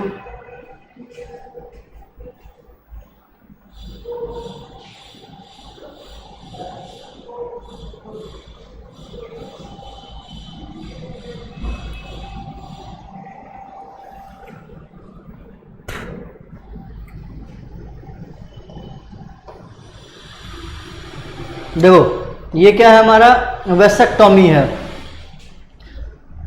ये हमारी वॉस डिफरेंस आ रही थी, देखो यहीं पे वॉस डिफरेंस को कट किया गया और इसको वापस से बांध दिया गया। इसी प्रोसेस को हम लोग क्या बोलते हैं, वेसेक्टोमी। ये हमने रिप्रोडक्शन में पढ़ लिया था, ठीक है। मेरे रिप्रोडक्टिव सिस्टम में ही पढ़ लिया था इसके प्रोसेस को। क्लियर, ये देखो ये दिखा गया है, इसी को यहाँ जूम करके वेस्ट डिफरेंस को काट करके टाई कर दिया जाता है। वापस से अगर हम चाहे तो इसको रिवर्सिबल बना सकते हैं, लेकिन इसकी प्रोबेबिलिटी सोचो कितनी कम है वापस से इसको स्टिच करना, और कितना दुखदायक होता है, पीड़ादायक होता है, इसलिए ये हम लोग नहीं करते हैं, ठीक है। नेक्स्ट है हमारा ट्यूबेक्टोमी। ट्यूबेक्टोमी का मतलब क्या होता है, फैलोपियन ट्यूब को कट कर दिया जाता है और उसको बांध दिया जाता है। उसमें भी कहाँ पे कट करते थे बताओ, फैलोपियन ट्यूब में कौन से रीजन में, सब लोग कमेंट में जवाब देंगे। इन्फंडिबुलम, इस्थीमस और एम्पुला में कौन से रीजन पे कट लगाया जाता है,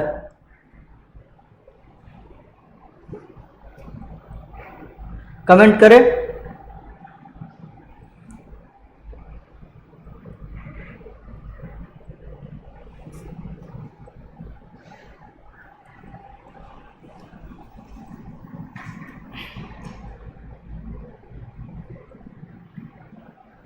एम्पुलरी इस्थीमस जंक्शन, वहाँ पे तो वो होता है, फर्टिलाइजेशन होता है। देखो एम्पुला और इस्थीमस के बीच में कहीं पे भी कट लगा दिया जाता है, ठीक है। देखो यहाँ पे देखो, ये इनफंडिबुलम वाला रीजन ये था, यहाँ पे एम्पुला और इस्थीमस के बीच में कट लगाया दिया गया, कट लगा करके वापस से दोनों को दोनों साइड सिल दिया जाता है। इसी प्रोसेस को हम लोग क्या बोलते हैं, ट्यूबेक्टोमी। क्या कहते हैं इसको, ट्यूबेक्टोमी। अब हमारा नेक्स्ट टॉपिक जो है उससे सवाल आने की बहुत ज़्यादा प्रोबेबिलिटी होती है। चलो उससे पहले थोड़ा सा इसको देख ले, साइड इफेक्ट्स क्या हो सकते हैं।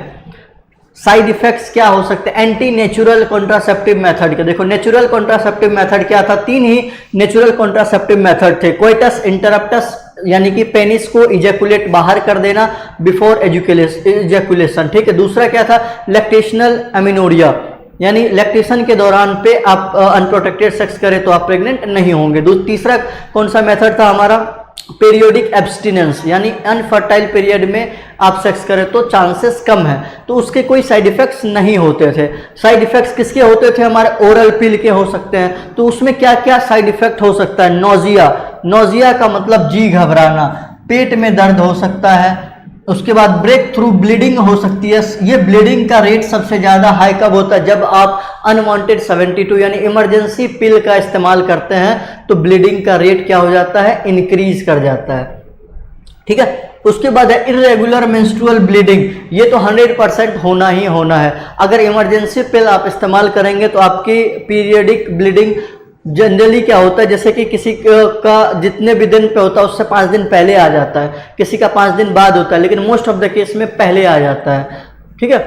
तो ये तो होना ही होना है। ब्रेस्ट कैंसर का बहुत ज़्यादा चांस माला डी वगैरह का इस्तेमाल में होता था पहले के टाइम पे, क्योंकि पर डे लेना होता था तो चांस था, इसलिए माला डी का इस्तेमाल काफ़ी कम कर दिया गया है। अब सहेली का इस्तेमाल बहुत ज़ोर शोर से चल रहा है। कोई दिक्कत, चले बच्चों आगे चले, आगे बढ़े।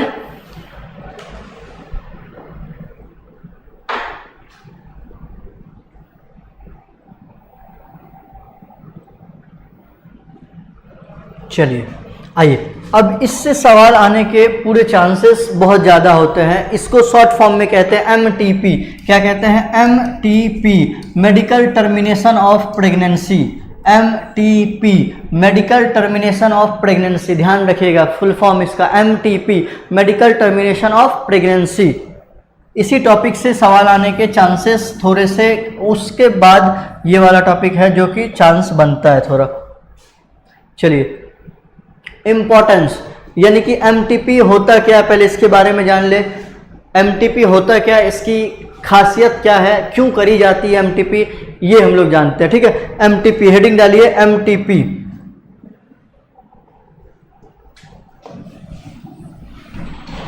हेडिंग डालिए MTP।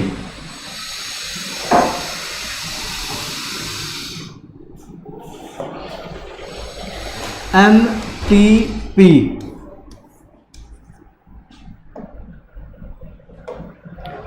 ठीक है। चलो सब लोग हेडिंग डालो, MTP, medical termination of pregnancy. इसमें लिखेंगे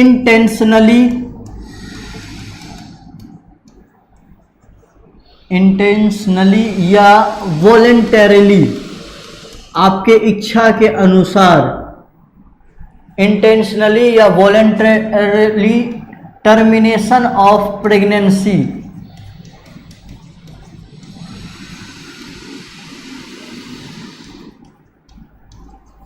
without completing its whole period।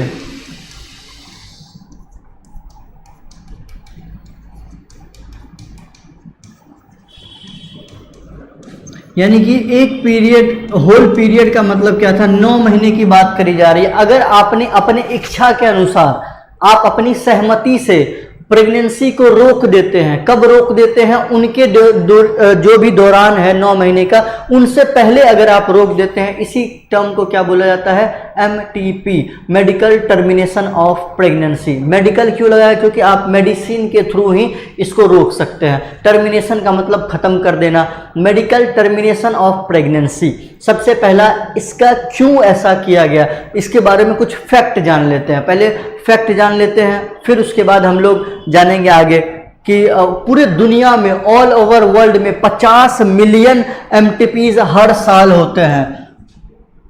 50 million MTPs done every year in entire world. पूरे दुनिया में, इन एंटायर वर्ल्ड, इसको देखिए, पूरे दुनिया में 50 मिलियन MTPs हर साल होती है। कितने मिलियन? सोचो, 50 मिलियन, एक दो नहीं, 50 मिलियन का मतलब क्या हो गया? 5 लाख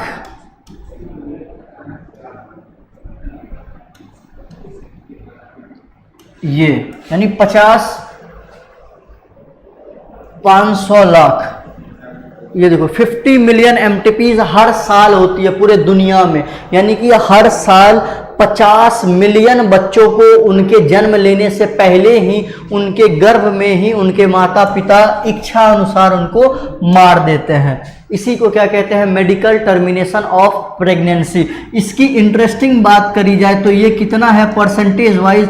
1/5 या 20% ऑफ टोटल प्रेगनेंसी कंसीव्ड। यानी कि इस दुनिया में हर साल में जितने भी प्रेगनेंसी कंसीव कर जाती है, हर यानी कि 20% ये तकरीबन क्या हो जाता है? MTPs, यानी हर 5वां बच्चा मार दिया जाता है उनके खुद के माँ बाप के द्वारा, वॉलेंटरीली, उनके इच्छा के अनुसार। अब क्यों मारते हैं इसको भी हम लोग देखेंगे आगे, ठीक है। यानी कि ये डाटा याद रखना, 50 million MTPs done every year in entire world. पूरे दुनिया में हर साल 50 मिलियन MTPs हर साल होता है। वो कितना है? 50 मिलियन, 1/5 या 20% ऑफ टोटल प्रेगनेंसी कंसीव्ड। जितना भी जितने भी लोग प्रेग्नेंट होते हैं उसमें से हर 5वां प्रेग्नेंट मदर अपने बच्चे को MTPs के थ्रू मार देती है। ये क्यों मारते हैं, क्या रीजन है, अभी आगे बताएंगे। लिख लिया आप लोग?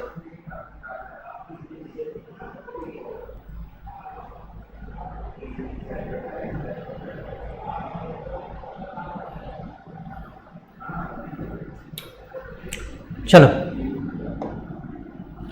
अब इसको लिखिएगा नेक्स्ट लाइन। आप सोचेंगे सर ये तो अच्छी बात है, अगर पॉपुलेशन को कंट्रोल करने के लिए ये अगर हो रहा है तो अच्छी बात है, यानी कि it also helps in population decrease. Population को कम करने में इसका मदद, ये एक अच्छा रोल प्ले करता है पॉपुलेशन को कम करने में। तो सर आप सोचेंगे कि पॉपुलेशन को कम करता है तो अच्छी बात होनी चाहिए, तो इस वजह से इसको इंडिया ने लीगलाइज्ड किया। कब? 1971 में। इन डाटा को याद रखिएगा, इन 1971 India legalised MTP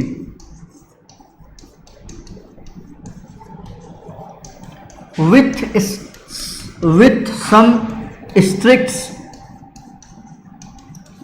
rules and regulations। कुछ बहुत स्ट्रिक्ट रूल और रेगुलेशन लगाने के बाद इंडिया ने 1971 में MTP को लीगलाइज कर दिया कि हाँ आप लीगलाइज्ड हैं MTP के थ्रू। यानी एक माँ बाप अपने इच्छा के अनुसार अपने बच्चे को गर्भ अवस्था में मार सकती है। ऐसा इंडियन गवर्नमेंट ने कब अलाउ कर दिया? ड्यूरिंग 1971, 1971 में इंडियन गवर्नमेंट ने इसको अलाउ कर दिया।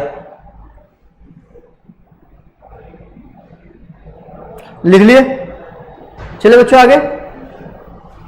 एबॉर्शन, जी हाँ,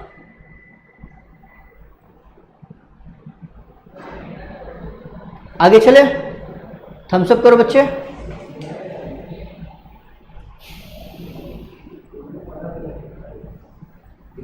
चले आगे।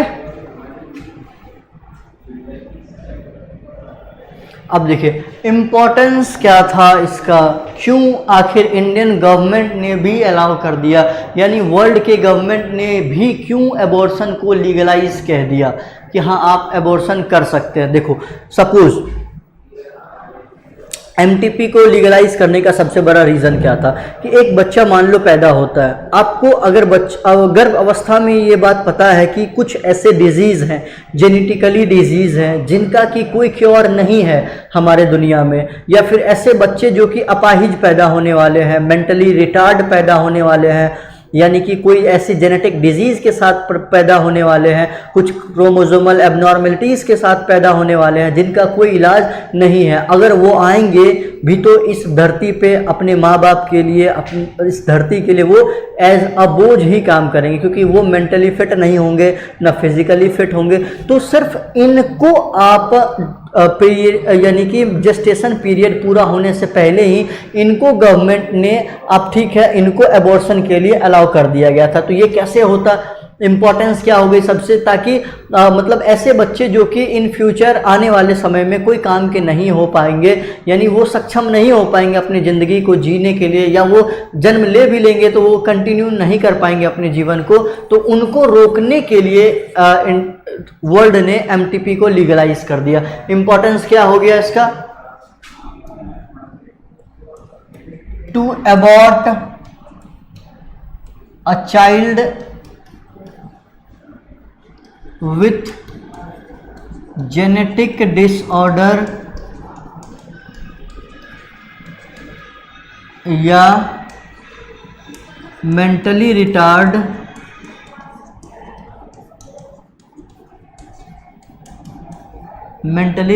चाइल्ड हो, तो ऐसे बच्चे को एबॉर्शन के लिए गवर्नमेंट ने क्या कर दिया, अलाउ कर दिया। या फिर बेबी जो जन्म लेने वाला है, बेबी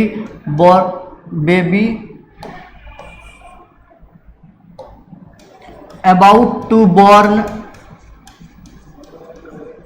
हैव अनक्योरेबल डिजीज़, ऐसी डिजीज़ उनको बचपन में ही गर्भ अवस्था में ही हो गई है जिनका कोई क्योर नहीं है, तो उनके लिए क्या किया गया था, लीगलाइज किया गया। हाँ, आप एबॉर्शन को लीगलाइज कर सकते हैं, यानी आप एबॉर्शन करवा सकते हैं।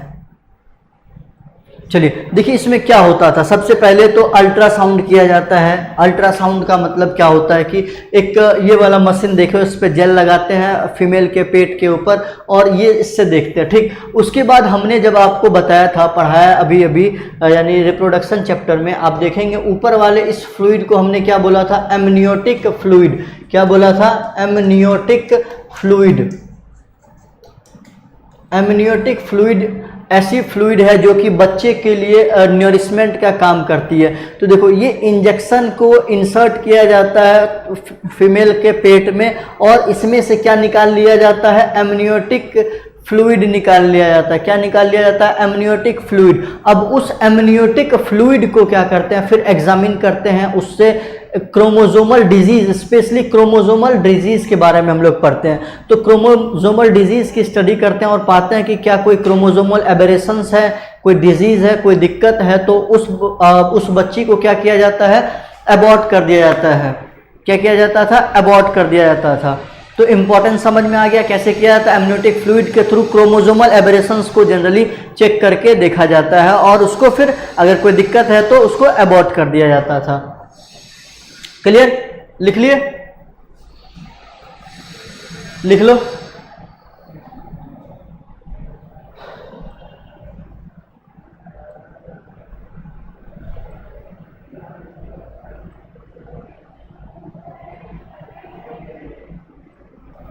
लिख लिए,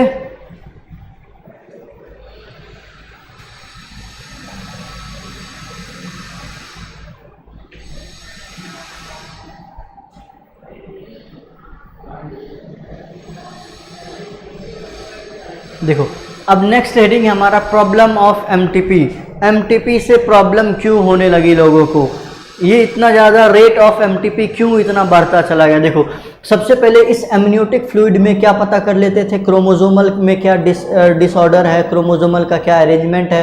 क्रोमोसोम के अरेंजमेंट से ये तो पता चल जाता था क्योंकि 22 पेयर क्या था, ऑटोसोमल क्रोमोसोम था और एक पेयर कैसा था, सेक्स क्रोमोसोम था। यानी कि क्रोमोसोम का नंबर कितना था, पहले ये बताओ सब लोग, क्रोमोसोम का नंबर कितना होता है, 23 पेयर होता है।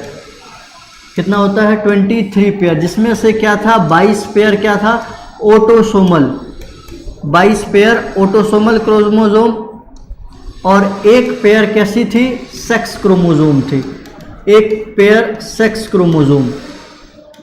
अब चूंकि इस एमनियोटिक फ्लूइड से हमको क्या पता चल जा रहा था, एमनियोटिक फ्लूइड इंफॉर्मेशन हमको क्या चीज का दे रहा था, पूरा क्रोमोसोमल अरेंजमेंट का। एमनियोटिक फ्लूइड प्रोवाइड्स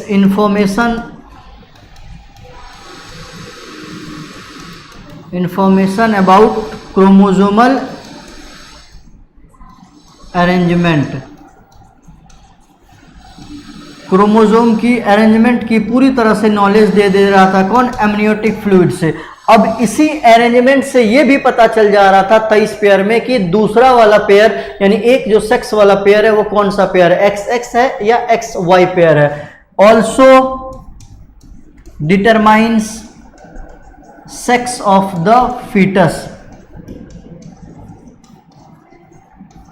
इससे क्या पता चल जा रहा था, फीटस का सेक्स पता चल जा रहा था कि फीटस का जेंडर क्या है, सेक्स या जेंडर क्या है फीटस का। अगर XX अरेंजमेंट था तो पता चल गया कि ये क्या है, जो बच्चा पल रहा है अंदर वो क्या है, फीमेल है। और XY होता था तो क्या पता चल जाता था, बच्चा क्या है, मेल है। तो इससे क्या क्लियर हो गया इस बात से कि सबसे बड़ी दिक्कत क्या हो गई पहले के टाइम पे, आपको भी पता है सबसे ज़्यादा क्या था, फीमेल फिटिसाइड का number of female foeticide increase होने लग गए। मिटा दे इसको, इससे क्या होने लगे, फीमेल फिटिसाइड इंक्रीज हो गए।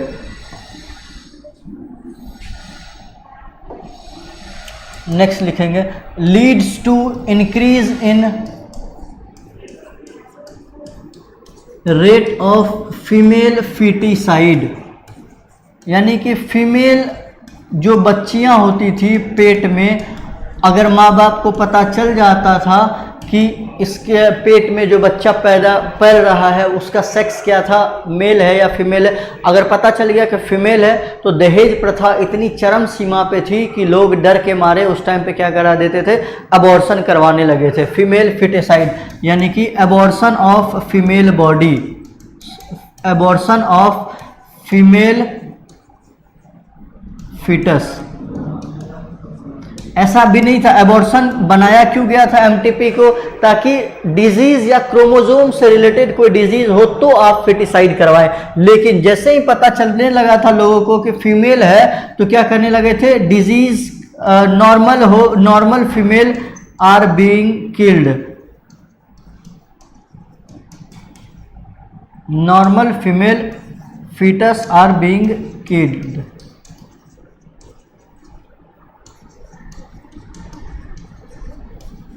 फीमेल बच्चे को ही मार दिया जा रहा था, समझे।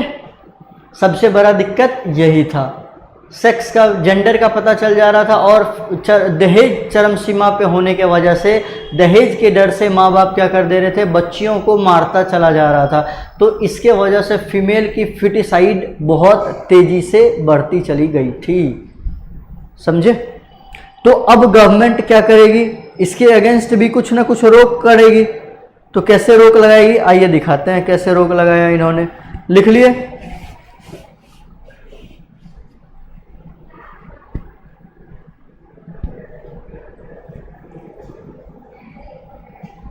चलिए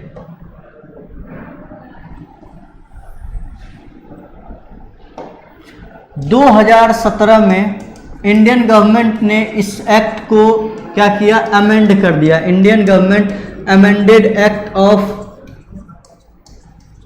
1971, 1971 का जो एमटीपी का एक्ट था उसको क्या किया, अमेंडमेंट लाया उसके लिए। उसमें क्या किया, अमेंडमेंट लाया, मतलब उसको क्या किया, सुधार किया। कैसे सुधार किया, इन्होंने क्या कर दिया, completely ban on female foeticide, completely ban on female foeticide, female foeticide को कंप्लीट बैन कर दिया। और क्या बोला कि sex determination is a crime, sex determination को एक क्राइम बता दिया, यानी डॉक्टर तक को आप नॉलेज रखिए। आप इसकी इंफॉर्मेशन अगर किसी पेशेंट को देते हैं तो आप क्राइम कर रहे हैं। यानी कि सेक्स डिटर्मिनेशन को क्या बोल दिया गया? Sex determination is a crime and both doctor and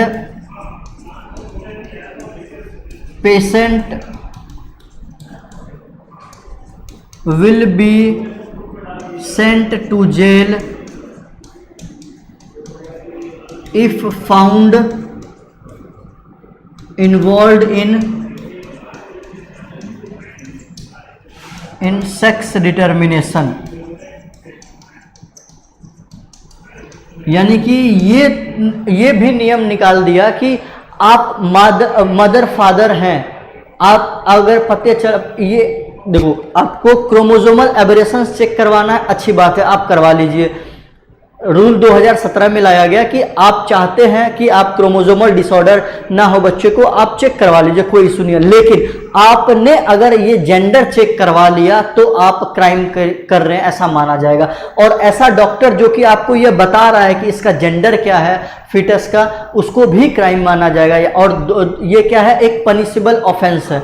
यानी कि डॉक्टर और साथ में पेरेंट्स दोनों को जेल जाना पड़ेगा अगर सेक्स डिटर्मिनेशन के केस में अगर ये फंस जाते हैं तो। ठीक है, चले आगे। समझ में आया? दोनों के लिए क्राइम है। तो आप लोग भी डॉक्टर बनेंगे तो बच्चों ध्यान रखिएगा, कभी भी किसी का भी आप सेक्स डिटर्मिनेशन ना करें।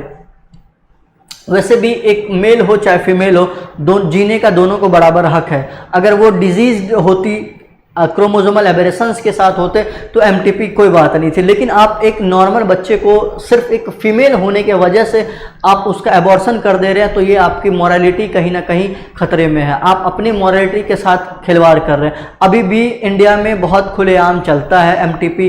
गवर्नमेंट ने बहुत स्ट्रिक्ट रूल्स लाए हैं, बहुत प्रयास कर रही है इसके पीछे, इसको रोकने के लिए। लेकिन इतना पैसा दे दिया जाता है डॉक्टर्स को कि वो अपनी मॉरलिटी को भूल जाते हैं और अभी भी सेक्स डिटर्मिनेशन करके फीमेल फिटिसाइड अभी भी आज के केस 2023 में भी काफ़ी एक्टिव है। फीमेल फिटिसाइड के ऑन रिकॉर्ड नहीं है, लेकिन आप देखेंगे आसपास में पूरी तरह से ये चल रहा है फीमेल फेटिसाइड का केस। तो आप लोग जब डॉक्टर बनेंगे तो आप इस चीज़ का ध्यान रखेंगे कि कुछ चंद पैसों के लिए या फिर पैसे का अमाउंट कितना भी क्यों ना हो, अपनी मॉरलिटी के साथ खिलवाड़ नहीं करेंगे। आप भी अगर आज फीमेल ना होती तो आप ना होते, अगर एक फीमेल है तो आप हैं, आप नहीं होते अगर एक फीमेल ना होती। तो उनको भी जीने का बराबर हक है। तो आप लोग कभी भी ऐसा काम ना करें, है ना। चलिए बस छोटा सा नेक्स्ट लास्ट टॉपिक है, इसी में थोड़ा सा इसको कंप्लीट कर दे रहे हैं। देखो रूल 2017 के अकॉर्डिंग क्या लाया गया। 2017 के अकॉर्डिंग क्या रूल था कि अबॉर्शन कब से कब तक हो सकता था। Abortion can be done only before first trimester, यानी कि पहले 3 महीने तक ही, पहले 3 महीने यानी कि 12th वीक तक आप प्रेगनेंसी को अबॉर्ट करवा सकते हैं। अगर डिजीज्ड बच्चे हैं तो, नॉर्मल बच्चे को आप कभी भी नहीं करवा सकते। अगर बच्चे डिजीज्ड है तो कब तक आप करवा सकते हैं? सिर्फ और सिर्फ पहले ट्राइमेस्टर तक, यानी 12वें वीक तक आप करवा सकते हैं। उसके बाद अगर करवाना है तो मैक्सिमम आप कब तक करवा सकते हैं? Maximum up to 5th month of pregnancy.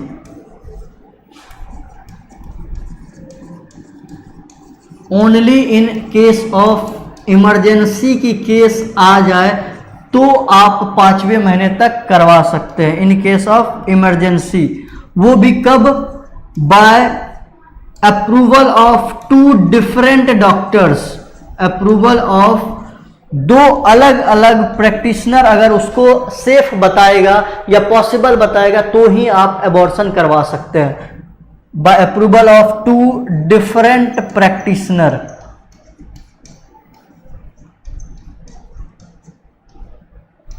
If he or she declares safe for MTP.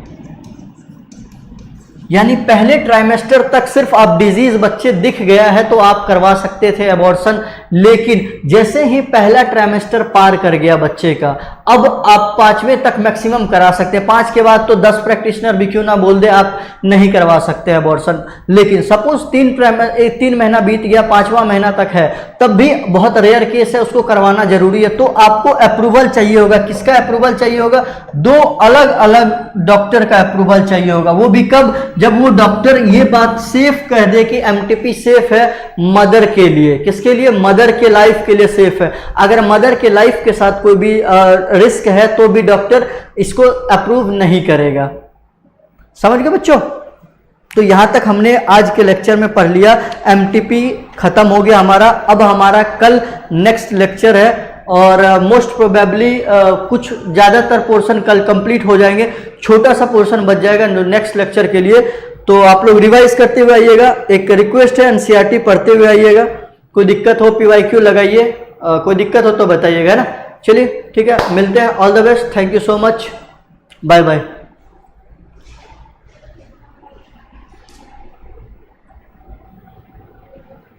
चलते हैं बच्चों, कोई डाउट हो तो पूछ लेना है ना, बेझिझक पूछ लेना, ग्रुप में डाल देना। जेएनवी राजगीर हो चाहे बनारस हो, डाउट हो आप अपने बनारस वाले ग्रुप में डाल देंगे, वो हमारे तक आ जाएगा क्वेश्चन। किसी भी टाइप का डाउट हो बेझिझक पूछ लेंगे आप। चलो ऑल द बेस्ट, मिलते हैं नेक्स्ट लेक्चर में, बाय।